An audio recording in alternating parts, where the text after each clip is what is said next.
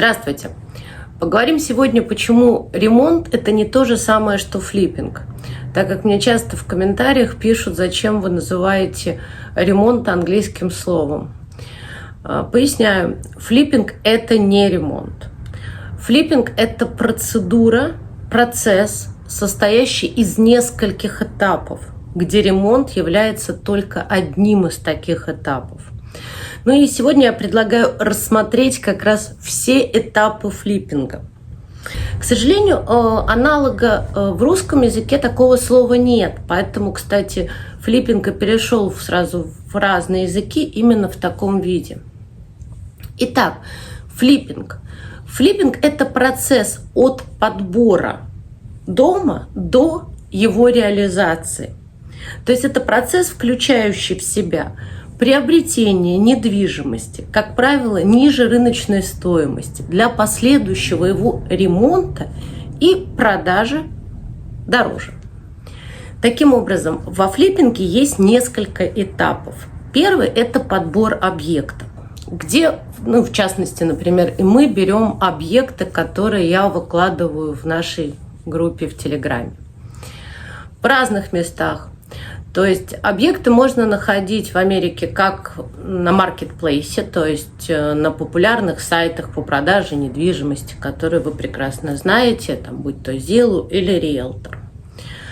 Но чаще инвесторы предпочитают брать off-market варианты, то есть варианты, которых нет на рынке и на этих сайтах. Они так называются off-market. Почему люди, инвесторы, скажем так, в той же Америке предпочитают off-market варианты, то есть варианты, которые не выложены на том же Zillow или Realtor? Потому что это, опять же, сокращает расходы. На Zillow, если большинство объектов недвижимости на Zillow, они представлены через агентов, а, соответственно, в этом случае... В некоторых случаях, покупатель будет платить комиссию агента, в некоторых случаях нет, она возлагается на продавца, но в некоторых да, тем более если объект какой-нибудь интересный, то есть это удорожает покупку.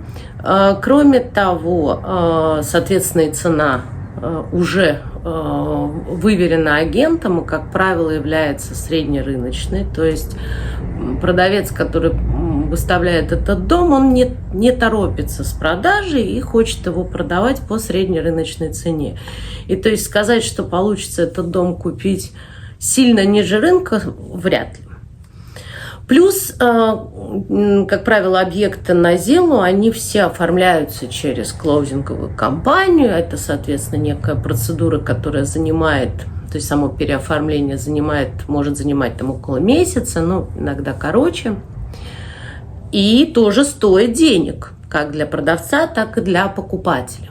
Там это около 3%, от покупки, но может быть и около, условно, до $1500 это может доходить. Поэтому off-market варианты – это те варианты, которые не выложены, где у вас есть прямая, скажем так, связь с продавцом, или с его представителем, или же с тем же wholesaler'ом, то есть оптовым продавцом, который уже договорился с этим продавцом, что тот готов его продавать. Как правило, в этом случае процедура проходит быстрее, цена ниже рынка, плюс можно обойтись и без процедуры клоузинга, то есть не затрачиваться на это юридическое оформление. Отмечу, что в Америке, в общем, возможно, скажем так, два варианта. То есть есть клоузинг, который включает в себя проверку этого дома, всех задолженностей, моргиджей, то есть каких-то кредитов. И вторая – это такое нотариальное закрытие. То есть когда вы через нотариуса просто переоформляете собственность, это стоит гораздо дешевле и может занимать буквально несколько дней. А потом нотариус это регистрирует. и параллельно заполняется налоговая декларация. То есть это такая легкая процедура, она не подходит не каждому объекту недвижимости, то есть действительно надо знать здесь либо собственника, например, когда мы уже знаем и у него покупали и понимаем, что у него не может быть задолженности, потому что он за всем следит, либо надо как бы самим проверить этот объект. Ну, либо это еще возможно, если он только что был куплен, да, а его перепродают. То есть он и так был недавно проверен. Вот, поэтому вот такие объекты считаются более привлекательными для флипперов, для инвесторов. Ну, кроме того, сейчас у нас уже сложилась, скажем так, определенная база поставщиков домов, с которыми мы работали ранее. То есть это либо холлселлеры, то есть оптовые продавцы недвижимости, скажем так. Либо же напрямую собственники, у которых тоже уже ранее мы покупали дом, а они продают какой-нибудь свой следующий. И в первую очередь пишут нам. Таким образом, вот они, несколько вариантов подбора домов под ремонт, под флиппинг. Что важно при подборе дома? Ну, безусловно, это цена, локация и его состояние. Мы стараемся брать объекты недвижимости, которые изначально чуть ниже рынка. То есть в них есть некий потенциал, или здесь это называется equity. То есть некая сумма, которую можно заработать, даже если ничего с этим домом не делать. Ну, то есть, например, вот ты покупаешь дом, например, этот за 15 тысяч, и знаешь, что вокруг, да, другие дома под тот же флиппинг будут стоить 20. То есть у тебя в арсенале есть вот эти $5000, которые ты можешь заработать. Что, в общем, мы так и делаем. Мы действительно приобретаем такие дома и иногда их просто перепродаем. Также, в общем, принято действовать и другим инвесторам. Локация. Ну, локация, естественно, это в недвижимости всегда является очень важным фактором. Локация смотрится на том же Zillow в разделе «Карты», где вы можете посмотреть те дома, которые есть вокруг, и какая у них стоимость, и когда они были проданы. И, в общем, оценить, какой у вас есть потенциал у этой недвижимости. То есть нет смысла, наверное, брать дом, да, за те же 20 тысяч, если вокруг него и другие дома все стоят столько же. И ничего вы, в общем, с этим не сделаете, даже если, может быть, супер его отремонтируете. Ну и, наконец, состояние. Состояние, если честно, не всегда требуется какое-то личное присутствие, да, и мы большинство домов тоже покупаем, скажем так, дистанционно. Достаточно задать необходимые вопросы, да, для того, чтобы понять это состояние, плюс посмотреть фото и видео. Этого, вот, как правило, достаточно. Да, фото и видео не передают запахи, но как бы если ты знаешь, что они там будут, то как бы к этому готов. Что же касается вопросов, которые важны, скажем так, для флиппинга понимать, это, конечно, коммуникации. Да, есть ли там все коммуникации и что требуется, требуют ли они обновления. К сожалению, на этапе подбора многих домов вы не можете это проверить. Ну, то есть водопровод есть, но в каком он состоянии вы сможете узнать, по сути, либо во время инспекции, если вы таковую будете проводить, но, как правило, при покупке дешевых домов до этого не доходит. То есть вам нужно подключить в городе водопровод, затем включить водопровод в доме, посмотреть, где течет. Но, естественно, речь идет в данном случае все-таки о домах более дорогой категории, не за 15-20 тысяч. Естественно, в них никто это делать не будет, никто не будет вам подключать эту воду. И надо быть готовым к тому, что, да, водопровод требует полной замены. И это, в общем, кстати, не самая большая статья затрат. Вторая важная статья – это котел. Опять же, вы не можете его проверить на этапе покупки, но, в принципе, хорошо, когда он в доме есть. Но если он тоже в то же время очень старый, то надо быть готовым, что если вы хотите позднее продать ваш дом подороже, то лучше бы его заменить. А покупка нового котла, ну, и его установка стоит очень примерно, скажем так, 4-5 тысяч долларов. То есть это такая весомая статья затрат. Ну, естественно, крыша, и ее можно посмотреть. Но, опять же, честно скажу, у нас был случай, когда мы покупали дом с новой крышей, которая была заменена, причем городом, по-моему, за год до этого, но при этом буквально через несколько месяцев после покупки эту крышу снесло.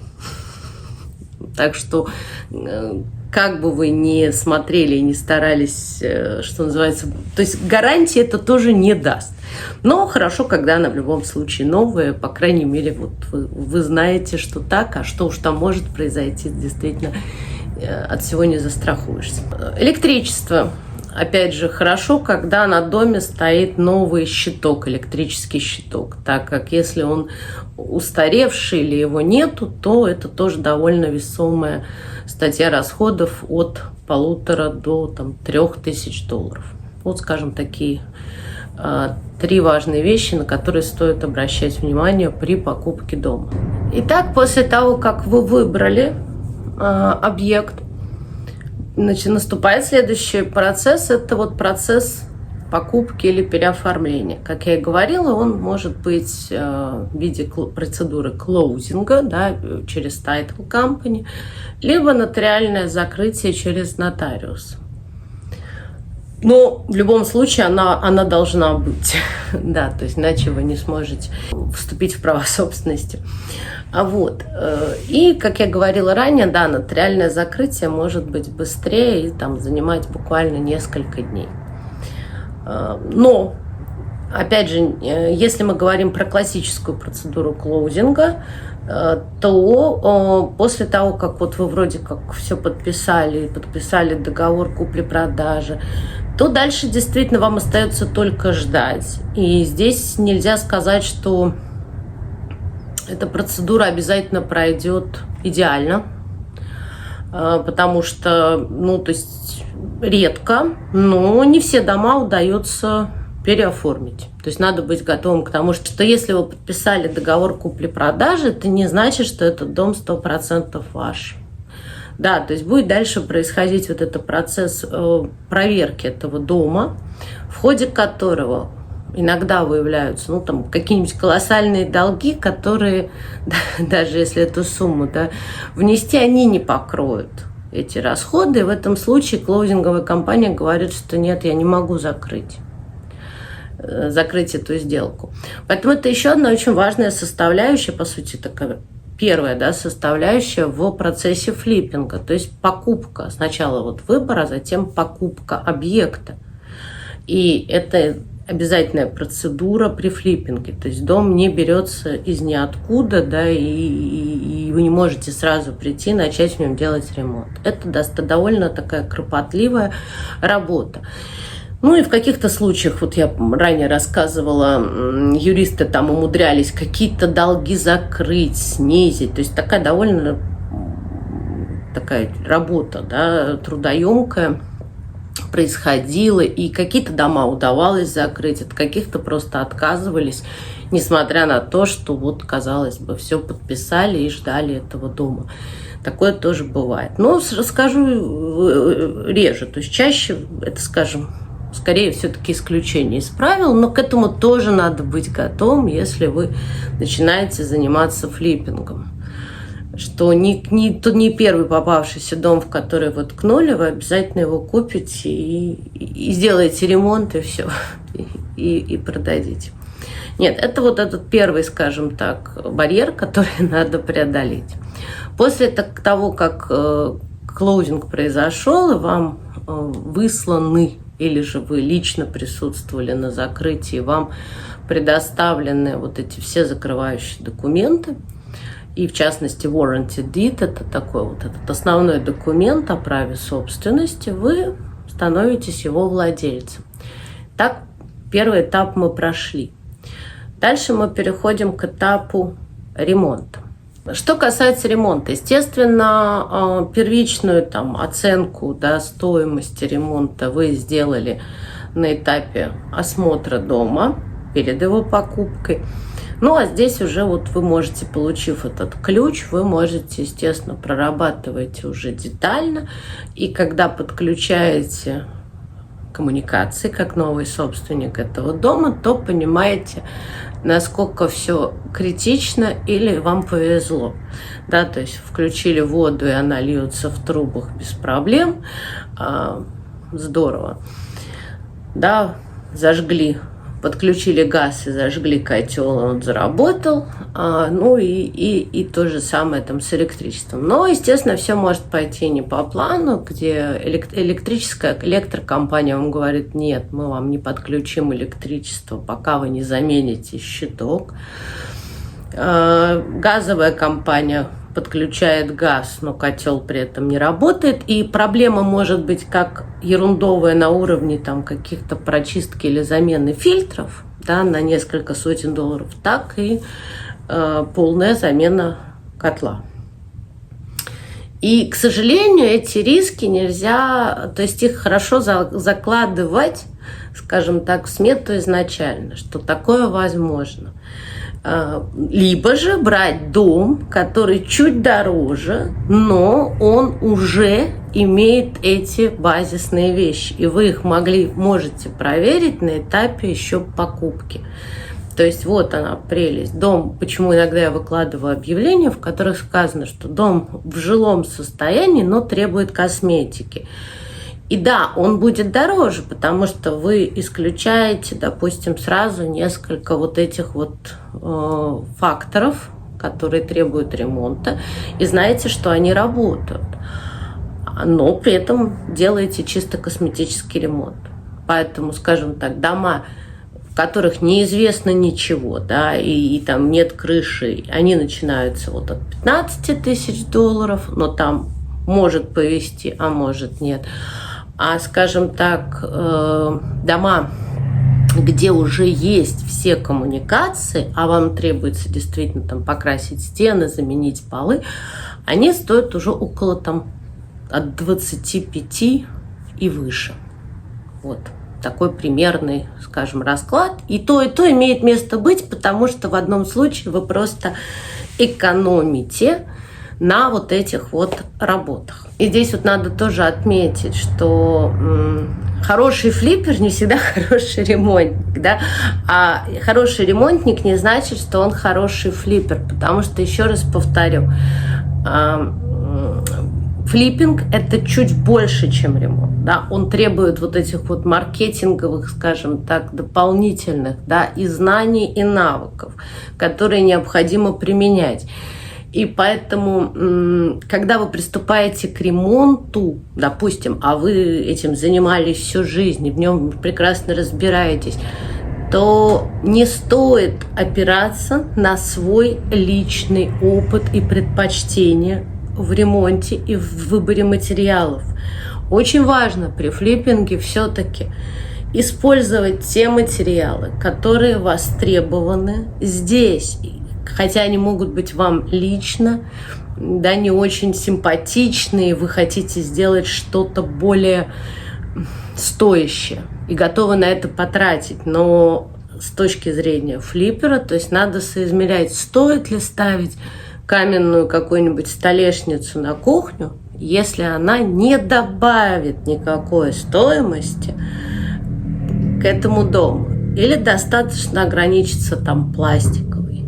Вот это, наверное, отличает, скажем так, именно флиппера от ремонтника. То есть хороший ремонтник, наверное, захочет использовать более дорогостоящие или какие-нибудь долговечные материалы, но при этом, да, при, скажем, продаже этого дома, то есть он увеличит затраты, да, но это не увеличит стоимость. В то же время, наоборот, в некоторые вещи стоит вложиться. Например, подвал.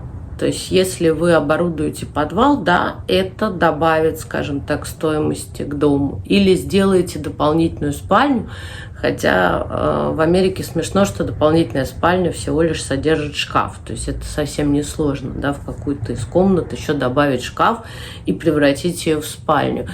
И это действительно добавляет стоимости. Я ни в коем случае не предлагаю экономить на всем и брать самое там бюджетное, дешевое. Ну, хотя это тоже логично, если ты занимаешься флиппингом, стараться сэкономить. Итак, значит, после этапа ремонта, когда он завершен, наступает следующий этап флиппинга, и, наверное, один из тоже самых сложных – это реализация этого объекта. И тут важно выбрать стратегию, которой вы будете пользоваться. А стратегий на самом деле много. То есть можно, с одной стороны, просто пойти к агенту, выставить его на рынок и ждать своего покупателя. Это одна стратегия, и она, в общем, имеет место быть, наверное, самая распространенная. Но здесь, например, мы ей пользуемся нечасто, так как мы заинтересованы, как такие, скажем, все-таки оптовые, да, оптовики производители, мы стараемся продавать дом, не выводя его на маркет вообще.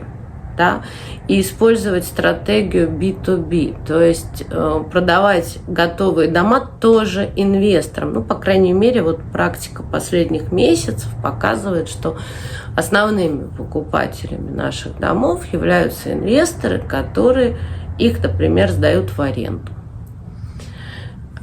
И в этом случае это другая стратегия, да, и я также выкладываю эти дома, как вы знаете, в группы. То есть, естественно, не только мы ее используем, но и другие флипперы. Они мне также присылают дома, которые вот они заканчивают. В этом случае здесь опять же будет важна цена. То есть вы все время должны продавать немножечко ниже рынка, да, чем если вы продаете готовому покупателю, но вы можете сэкономить время, да, так как правило, эти покупатели, инвесторы, они быстрее принимают решения, у них есть кэш, и они не затягивают процесс покупки, в отличие от конечного покупателя, который пользуется чужими деньгами, там, например, банковскими, ипотечными. И это более длительная процедура, чем продажа напрямую, да, другому инвестору. Вот это как минимум две стратегии выхода после ремонта. Есть еще и третья, то есть это вообще не продажа, а аренда. То есть вы сделали ремонт и просто сдаете этот дом, так как срок окупаемости недвижимости в Штатах, да, при затратах, грубо говоря, в покупку 20 и в ремонт 20-40 тысяч долларов, вы его сможете сдать от $1000 в месяц. Ну вот, соответственно, считайте, какая здесь колоссальная доходность. И это тоже имеет место быть и одной из стратегий выхода после флиппинга. Но есть еще и четвертая модель. Это когда дом продается с готовым арендатором. То есть вы для того, чтобы вы, понимая, что этот дом будут приобретать, скорее всего, под аренду, вы заселяете туда арендатора и продаете его с текущим арендатором. Надо сказать, что это самая такая востребованная история. То есть инвесторы очень любят покупать такие дома. Ну, как и вы бы, наверное, предпочли купить дом с готовым арендатором, что показывает то, что все коммуникации, все там работает, раз там живут люди. Вот. И, соответственно, и вам просто плавно перетекает эта арендная плата от того собственника в ваши руки при, в общем, скажем так, никаких дополнительных действиях и затратах. Но и это еще не все. Есть еще такая стратегия, как seller financing. То есть ты покупаешь дом за кэш, да, чуть по сниженной цене. По крайней мере, у нас вот уже несколько таких покупок было сделано за последнее время. И дальше выставляешь этот дом в рассрочку по цене фактически там в 2 раза больше.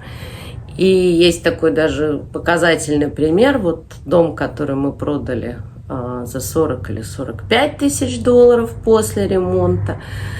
А люди, которые его приобрели, продали его за 100 тысяч, но в рассрочку.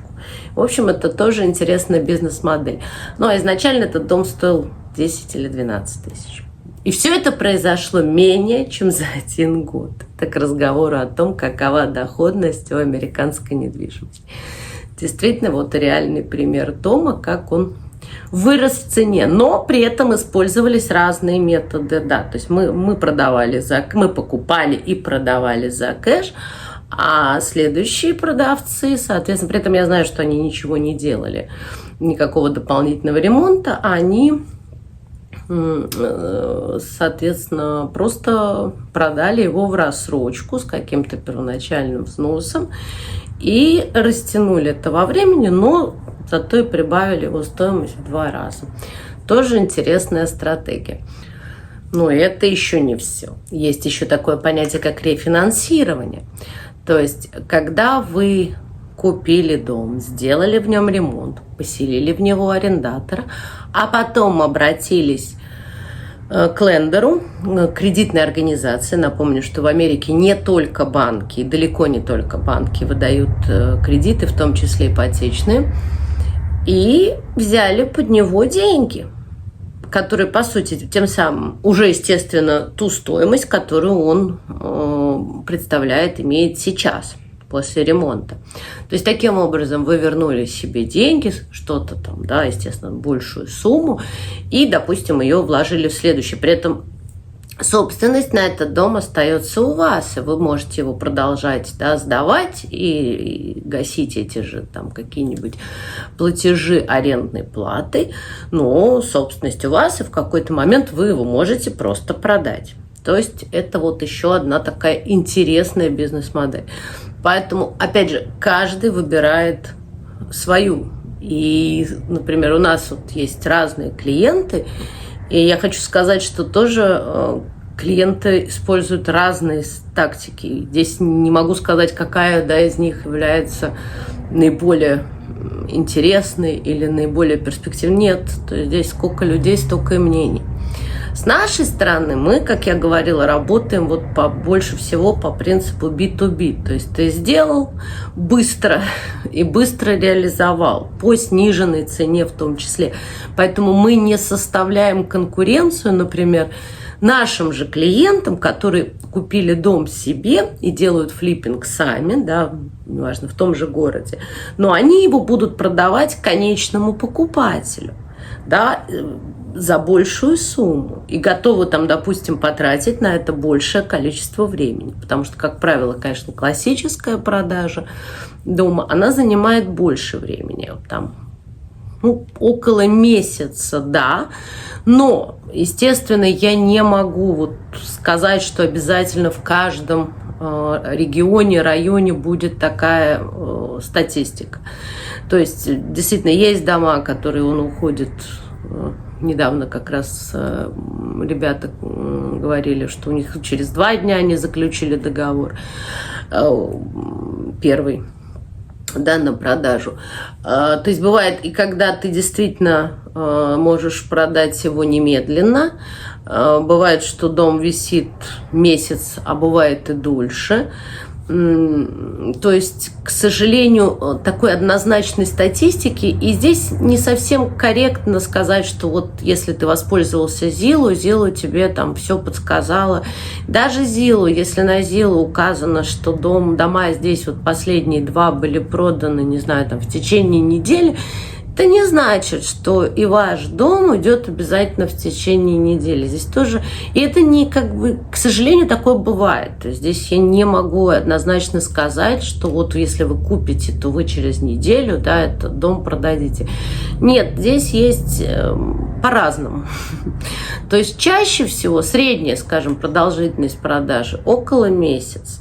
Бывает вот пара объектов, казалось бы, вот по всем характеристикам они должны были уйти быстрее всех, но они оказались долгими, хотя и были выбраны в регионах, где много покупают, где цена была у соседних домов там в 2 раза выше или там в 3.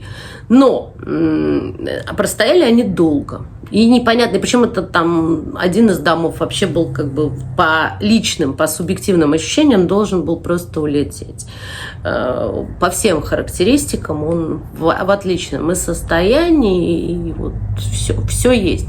Но вот, например, он завис, но надо отметить, что и действительно провисел, наверное, вот такой, да, долгий период, около 3 месяцев.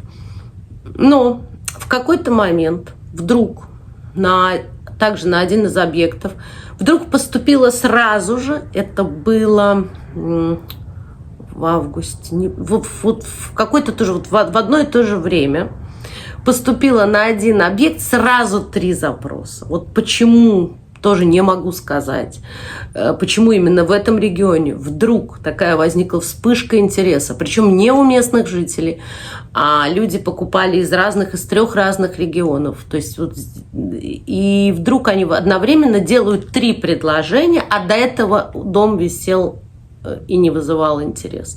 Ну, вяло кто-то приходил смотреть.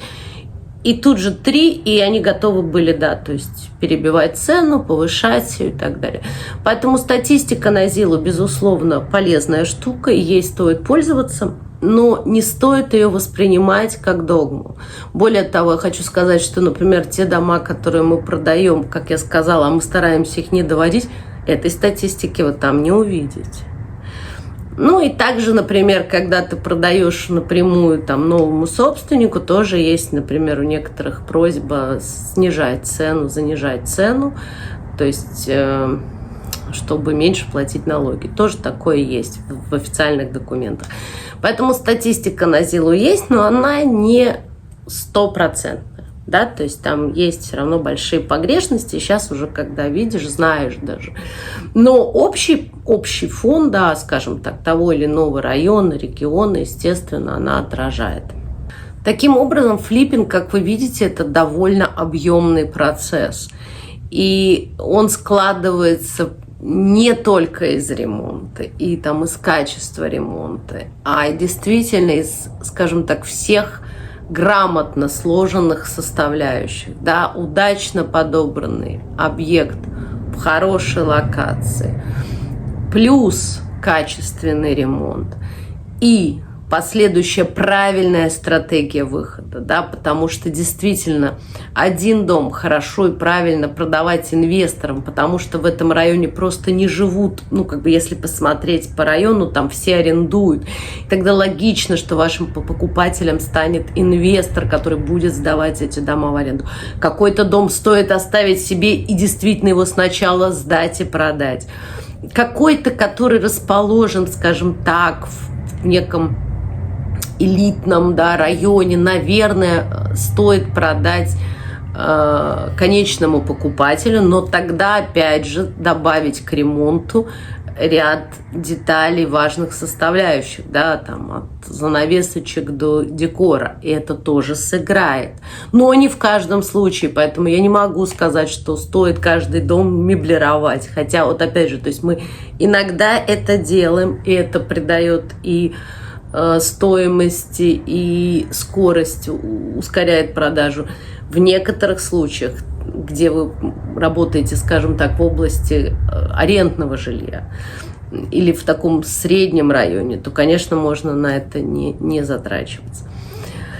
Кроме того, аренда тоже может быть разной. Вот как мы сейчас и сами делаем, и вот наши же партнеры-инвесторы тоже стали переходить некоторые от аренды долгосрочной к среднесрочной аренде, которая очень востребована в США и показывает очень хорошие результаты. Например, дом можно сдать в аренду за $1200 в месяц, а можно сдать за $1800-2000 в среднесрочную аренду на там 2-3 месяца. А с этим действительно в Америке есть дефицит. И поэтому в определенных районах действительно стоит рассматривать такой вариант, и в этом случае там дом лучше меблировать. Поэтому Америка хороша тем, что количество стратегий много, да, мы не ограничены, и ваша фантазия тоже может быть безгранична, но выбирать в любом случае вам.